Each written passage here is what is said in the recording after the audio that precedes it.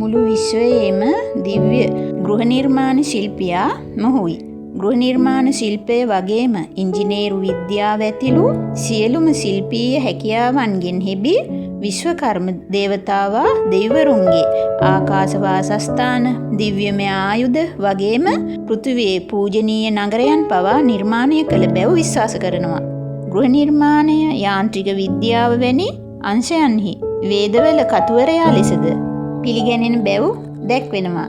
ශිව දෙවියන් වෙනුවෙන් ස්වර්ණ ලංකා හෙවත් රන් නගරය ලෙස සැලකූ ලංකාවද, ක්‍රිෂ්ණ දෙවියන් වෙනුවෙන් ද්වාරකා නගරයද, පෙර පාණ්ඩවයන් වෙනුවෙන් මායාවන්ගේ ශාලාවක් සහිත වූ යැයි සැලකෙන ඉන්ද්‍රප්‍රස්ථා නගරයද ඉදිකළ බැව් සැලකෙනවා.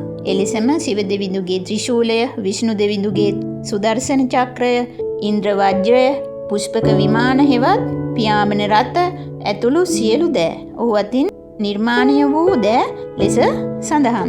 හිස් කිහිපයක් සහ අත් 4ක් හෝ කිහිපයක් සහිතව නිරූපණය වන උන්වහන්සේ කමණ්ඩලුවක් හෙවත් ජලබඳුනක්, වේදයක් හෙවත් පොතක්, නූලක්, මිටියක් ඇතුළු කර්මාන්ත ශිල්පීය මෙවලම් අතදරා සිටිනු දැකිය හැකියි. එමෙන්ම හංසයෙකු හෝ අලයෙකු පිට අසුන්ගෙන සිටිනවා. එමෙන්ම පරිණත ප්‍රඥාවන්ත දෙවියෙකු ලෙස සැලකෙන උන්වහන්සේගේ ස්වරූපය හුවා දැක්වීම සමහර අවස්ථාවන්හිදී වෙනස්කම් දරන බව පැවසෙනවා.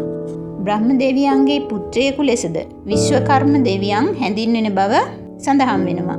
එමෙන්ම සූර්ය දෙවිඳුගේ පතිනිය වන සංජනා හෙවත් සන්ධ්‍යා දේවිය විශ්වකර්ම දෙවියන්ගේ දරුවෙකු බව විශ්වාස කෙරෙනවා.